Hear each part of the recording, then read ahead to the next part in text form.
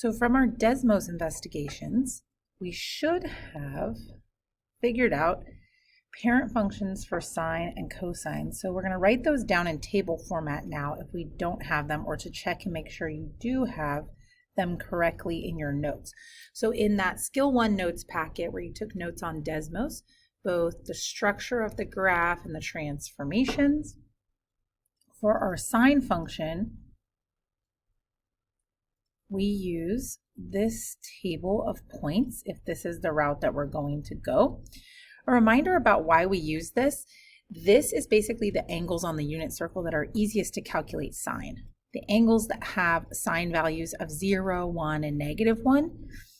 And so if we go to each of those angles and calculate the sine, so for example, right here, when I'm getting the answer, I'm calculating the sine at 0, I get 0. Here I'm calculating the sine at pi over 2, I get 1, etc. So I'm getting these values here. So on our graph, when we scale our graph, we're going to want to scale by the separation between these points, which is pi over 2. So remember, it's going to be a little different as you're scaling this. We're going to have to be comfortable with those radian measures. And so I'm scaling my graph by pi over 2. Every time I move over a mark, or in this case 2, I'm adding another pi over 2. For my y values, I'm using -1 and 1, since I saw in our investigations, and I can see here in the column of the y values that those are what gets hit. And so if I graph this function, I have the following points creating my sine curve. Oops. And this is just one cycle or one period of that sine function graph. Okay. And so you guys saw on the Desmos investigation that this repeats itself over and over again. So the period for our graph is 2 pi. That's how long horizontally it takes to complete one cycle of the graph. That was a distance of 2 pi.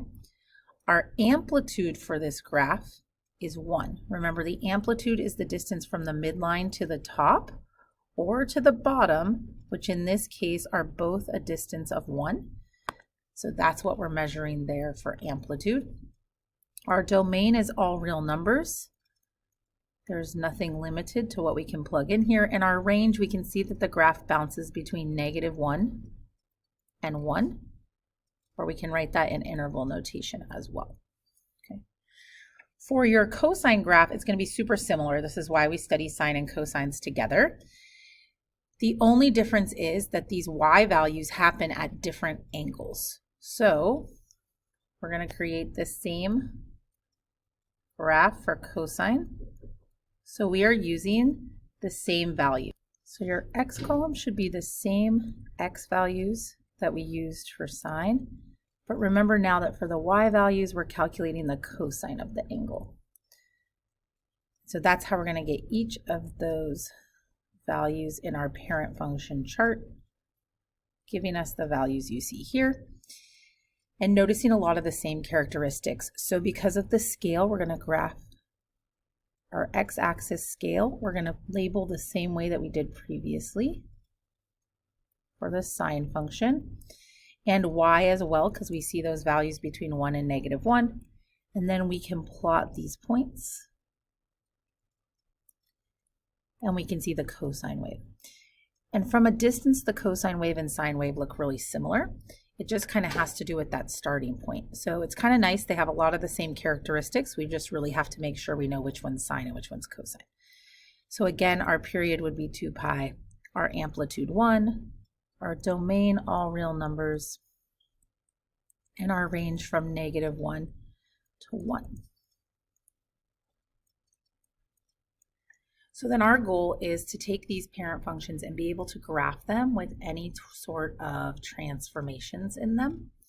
So I'm going to go ahead and go through 2 examples with you guys and then some writing equations, and you guys can put this into your note guide, and these notes will match your note guide.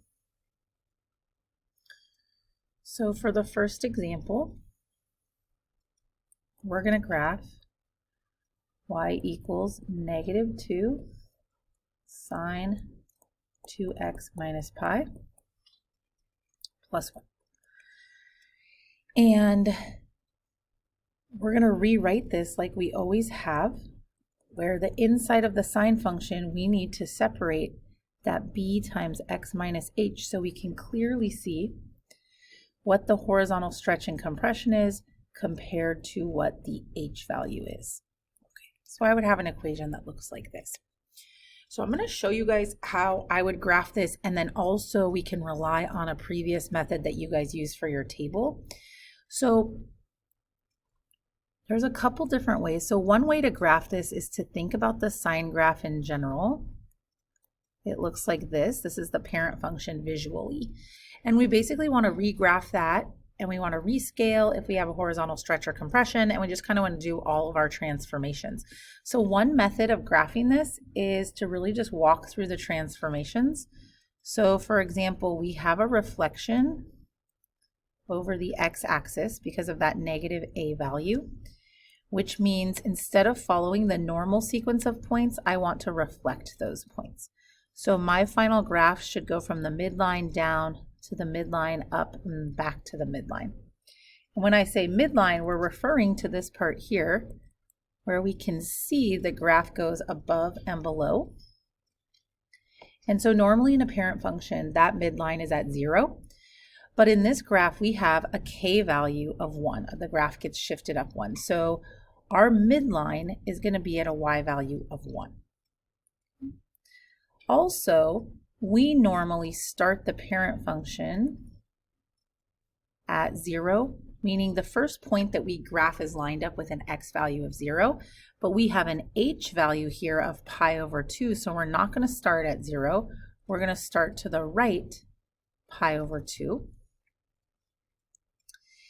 And then we normally have an amplitude of 1, but you can see in our a value, not only is it negative, which we already dealt with for the reflection, but it's also a value of 2 that's going to vertically stretch our graph so that our amplitude shouldn't be 1, but it should be double that, which is 2. So we're basically ready to graph. We know to start at pi over 2 and to follow this sequence of points, midline down, midline up, midline. We just need the right scale for our graph. So a little reminder that normally the period of the graph, as we saw in the parent functions, for the parent function for sine or cosine is 2 pi.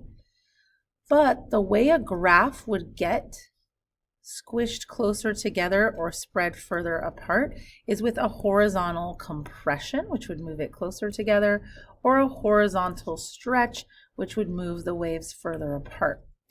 So 2 pi is the period if we are dealing with the parent function, but we have to use the b value to adjust this if we're not. And remember, the way we use the b value is with the reciprocal. So here I would take 2 pi and I'd multiply it by 1/2 because my b value is 2, and I would get a period of pi. That means I expect these marks, normally I go through these points and my cycle ends at 2 pi. Here I would expect these points to end at pi. So I expect this like 4th mark to be pi. And then in order to get the scale on the graph, like to know what I'm counting by right here, I would take pi and divide it by 4 because there are 4 marks leading up to pi. And that gives me pi over 4. So when I create this graph, I want to scale by counting by pi over 4. So 1 pi over 4, 2 pi over 4, which reduces to pi over 2, 3 pi over 4, 4 pi over 4, 5 pi over 4, 6 pi over 4, etc. And the negative values would just go this other direction. So I have a good set of what's happening here. Since my midline is at 1 and I'm going to go up 2 or down 2, so 1 is going to be where my midline is. If it helps you, you can actually draw yourself lightly in the background a midline so you can kind of see the graph going above and below that. And I'm going to make sure there's space to go 2 above that and 2 below that. And now I could go ahead and create my graph. I can start at pi over 2. That point should be on the midline. And then I go down, and in this case, the amplitude's 2, so I go down 2 units to -1, then back to the midline, then 2 units above the midline, and then back to the midline. And so I can see this graph here. The other option you guys have is to graph how you've always graphed using tables. So you would have to start with the parent function for sine. So I'm going to put that here. And then you would go ahead and do your transformations. So we basically did the transformations visually. That was kind of the first method I showed you to graphing. This alternate method would be doing the transformations with arithmetic like you have on all the other functions. So we do our b value times x plus our h value. We would do our a value times y plus our k value. And we would do this for the entire list of points. So all the x values will get adjusted by this 1/2 x plus pi over 2. And I'm kind of trusting that you guys can do the arithmetic. If you need help with the arithmetic, you're going to have to come into tutoring or something like that. And then once we get our X list, we go through and do the same thing for our Y list with these adjustments. And we get these new values, and you can see the same characteristics we saw by drawing it. So I can see my X values, I can see my Y values. I should be able to see in those values that they go down to -1 up to 3 and that the midline is there at 1.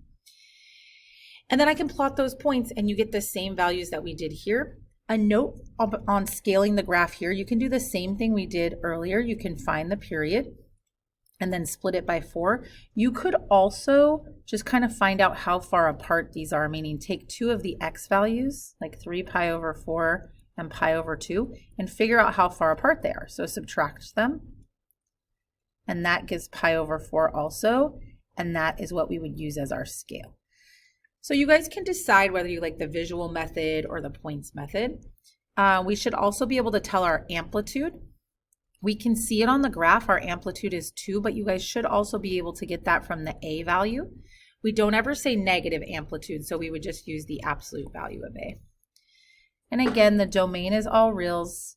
In this graph, the range goes from -1 to +3. And your phase shift is just kind of where that starting point went. So remember how we said we're going to start to the right pi over 2? That's our phase shift.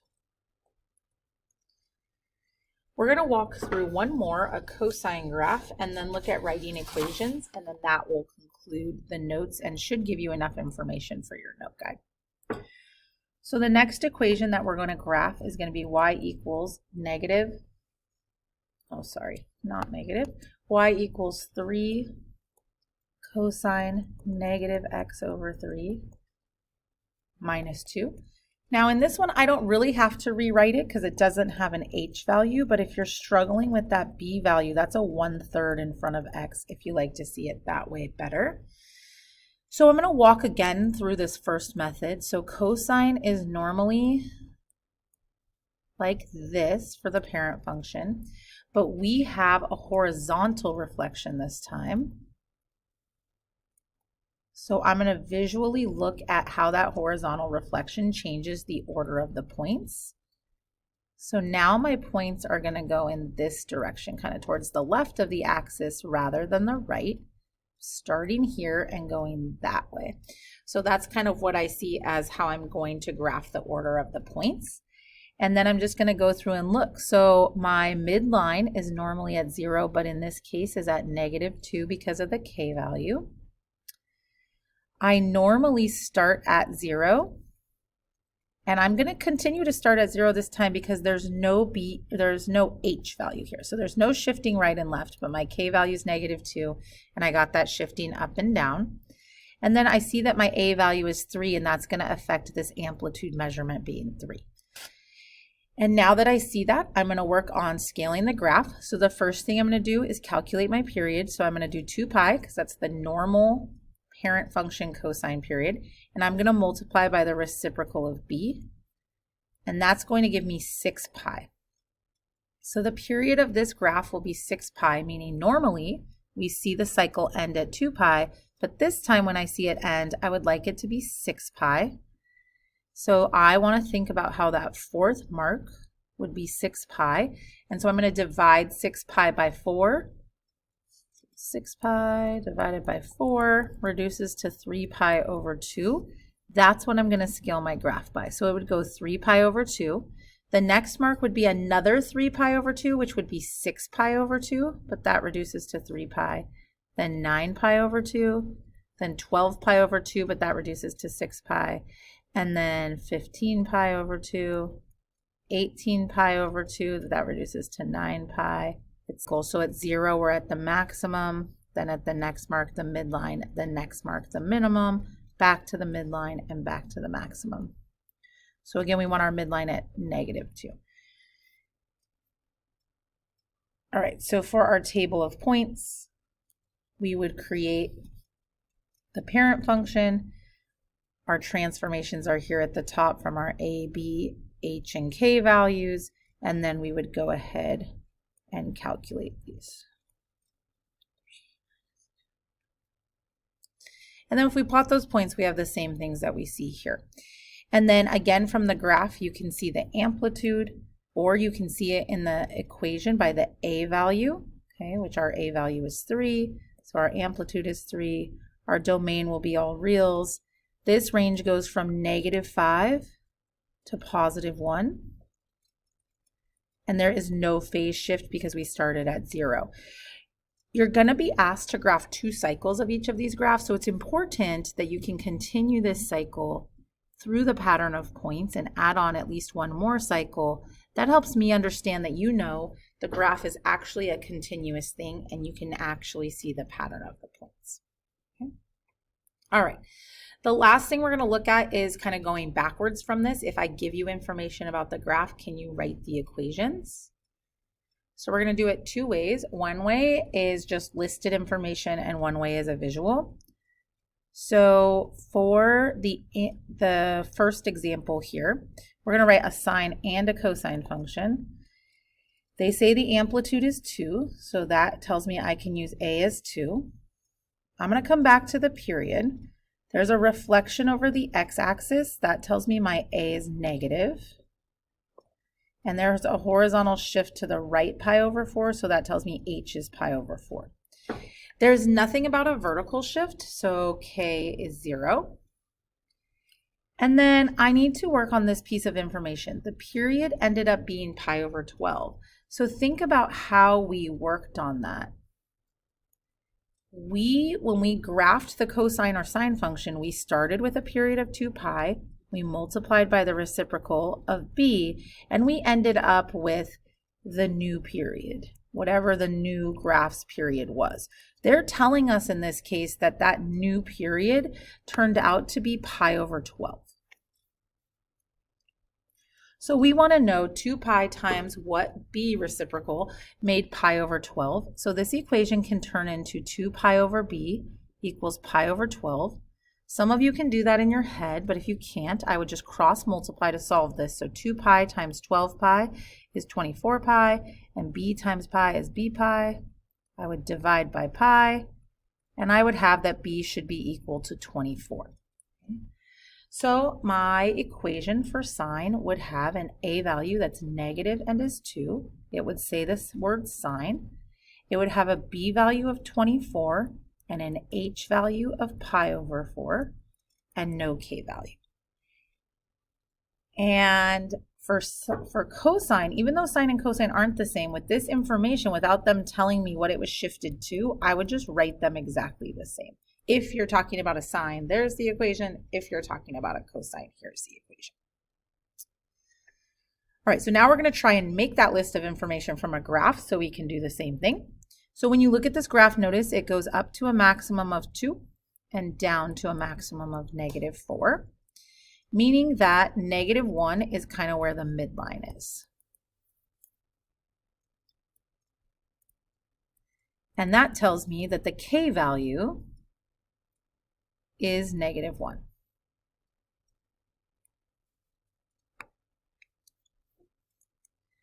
All right, now I can also view, since I drew in the midline, the amplitude pretty well. And the amplitude of this graph appears to be 3. So my a value is going to be 3.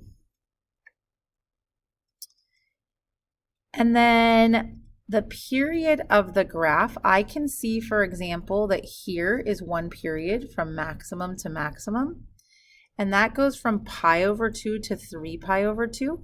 So if I want to know how long that is, I can subtract those values. I get 2 pi over 2, which is pi. So pi is my period. Notice I'm creating the list of information we had above. So I know my vertical shift is -1. I can see my amplitude and my period. So far with that information, period is where we had to do the work. So right here, I would say 2 pi times the reciprocal of b equals this new period of pi. Again, some of you can do that in your head, but if not, this turns into 2 pi over b equals pi, which we can put over 1, and we could cross multiply. So 2 pi equals b pi, and so b is 2. So I have my a, my b, and my k. I don't have my h because that's going to be different for each graph. So far though, if I wanted to write a sine equation, I know it should have an amplitude of 3. I should have the word sine, should have a b value of 2, and I don't yet know how that h is going to work out in a k value of -1. And those same characteristics are true for the cosine equation. But unlike the problem above, we can see here exactly where points got shifted, and we need to make sure we use those exact values. So when you're picking the h, you need to think about how they work. For example, the sine function, it has its starting point on the midline. So if you want to pick a good starting point, you want to look for a point on the midline that then follows the same pattern the sine parent function normally follows. So for me, where I see that happening on here, for example, would be right here, because then I can see this path of the parent function through there. So I want to call this my starting point. That's halfway to pi over 2. And so that would be a shift to the right pi over 4. So for my sine graph, I see it move to the right pi over 4, and that means my h is going to be pi over 4. So inside this sine equation, I would have an x minus pi over 4. For cosine, it will be different, because for cosine, the graph starts at a maximum for the parent function and goes back to the maximum. So as I look for a starting point for that, I kind of see that right here, lined up exactly with this pi over 2 point, and I see this as kind of that first period of the cosine graph. So I would say that my cosine graph, that first point, has a shift right pi over 2, and in its equation, I would have x minus pi over 2. There are actually many answers to this problem. Somebody could have viewed this as the start of the cosine graph, and so I have to check that part of it very carefully and make sure what you guys are picking matches with the graph that's presented in front of you. So this should give you a good idea of how to graph sine and cosine and how to write their equations, and a good start on your skill 2 so that you can do some of the practice.